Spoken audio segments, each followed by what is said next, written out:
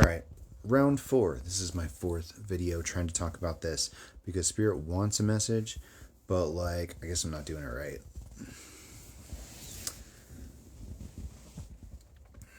So, essentially, there's this guy who's very, very good looking, who's been around for months, but like we were never really like around each other like that. Every here and there, we'd say hi, but that was about it.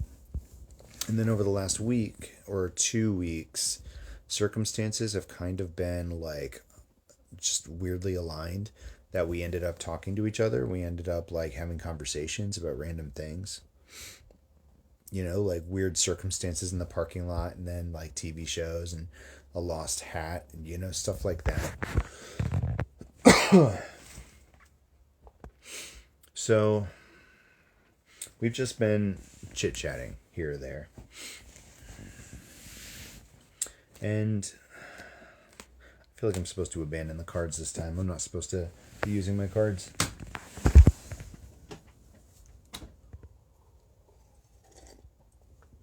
Pineapple juice and coconut water. It's my drink. I'm definitely drinking it out of like a peanut butter jar. Like a glass peanut butter jar. Anyway, I'm keep on getting like ADHD. So this dude and I have just been chit-chatting, talking about random things. And today I like learned his last name because I didn't remember his last name. That's how I type people in, I usually use their names. But I had to use his number because I couldn't remember it. So he told me his last name, and like it was really cool. It's a very cool last name. And so I was like, what? That's awesome. There's no way. And so he told me the story of it and how it came to be. And I was like, that's really neat. And so he like started walking away, and then he came back and he was like, I just got to ask, like, how'd you get to Dragonfly? And so I told him about the origin of my name, the near-death experience, the moving, the divorce, the career change, the life coaching, all of it. And I even told him about like the spiritual symbolism of dragonflies and what it means to be a catalyst, sort of, to a degree. And he was like, oh, so there's like deeper meanings here. And I was like, for the people that look for it. And he like went off and did his thing. And I don't know why I felt so comfortable sharing that, because there's not a lot of people that I do. Like whenever somebody asks me about my name, I have like 5 different responses that I give people. And some people, I don't give them anything. And some people, I give them like the bare minimum. Some people, I'm like a little bit more involved. And then some people, they just get the whole thing. And I don't know what the difference is. It's person to person, energy in the moment, like that kind of thing. So I trusted him in that moment. I felt like I was supposed to tell him. And I did. So that was like the last I saw of him. Up until I'm walking around checking everything out, like basically most of what I do is walk around the building and make sure everything's in order. There's no incidents going on, like nothing's broken, everything's stocked, that kind of stuff. And so like I'm just minding my business, trying to make sure that everything's good in the locker room. And there's rules in the locker room, like man rules. You don't look down, you keep your eyes forward, you get where you're going, and then you get gone. Like that's how it works. So I turned the corner in the very back section of the locker room, and it was totally empty. I wasn't expecting anybody to be in there. So I turned the corner, and he's just like in shorts, no shirt, looking like fucking Thor. Looking like fucking Thor out here. Chris Hemsworth. Like he's not quite that big, but like he's pretty Chris Hemsworth-esque. And so I turn the corner and I'm just like deer in the headlights for a second, like stunned. Like it took me a moment for my brain to turn back on, and all I could say was sorry, you know, and I like walked past him and shut some lockers, and then like he was just standing there like, yeah, like just some auto response that was like, I don't know. It's not weird when I walk in there and anybody else is in there. You know what I mean? It was like some weird kind of tension, like of the root chakra kind, sacral kind, red energy. You know what I'm talking about? Knight of Wands kind of energy.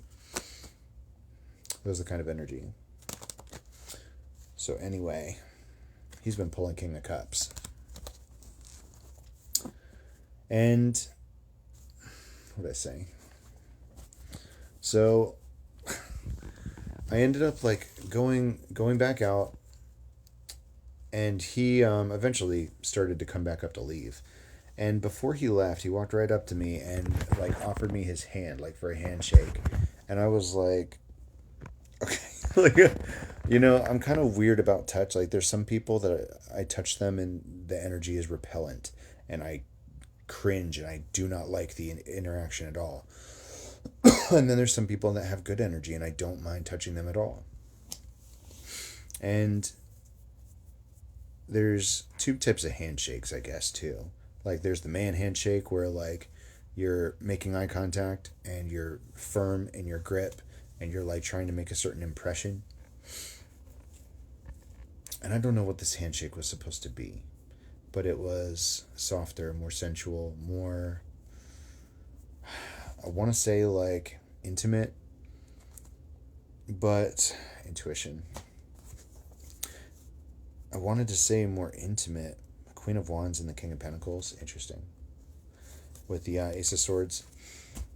But it wasn't like overtly sexual. It wasn't like a caress. It was a handshake with an energy exchange of passionate energy. And there was divine spark there also. It was layered. It was multifaceted. It was interesting. So we got the divine spark, and then this passionate energy almost surged, and then even after the physical touch ended, it continued to magnify over time. It was unlike anything I've experienced so far. And it reminded me of like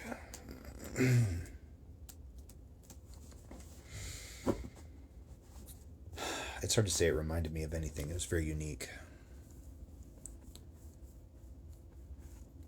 But then he like went and shook my coworker's hand too. And I feel like it was just an excuse to touch. Because I talk to him all the time and we've never shaken hands. It's not like we just got introduced. We've been talking for weeks. And it did occur to me that it could have been like his attempt at making sure I knew we were good. Because like there was that moment where I accidentally ogled him in the locker room. So maybe he was trying to say like it's all good. But it was also more. And I don't think I have any reason to think that it's like romantic. Or even just physical. I have no idea what to think, to be totally honest with you. I have no idea what to think. Because he wasn't really on my radar. Up until now. And I literally just came to the conclusion the other night that I need to not be focused on this sort of thing. But we've also, you know, I've been celibate for like 5 years. And we knew that there was going to come a day when that energy was unblocked, when it was released, when it was supposed to be explored in a healthy, positive way. And I don't know for certain that this is something that guy even wants. But I guess maybe we should play it by ear.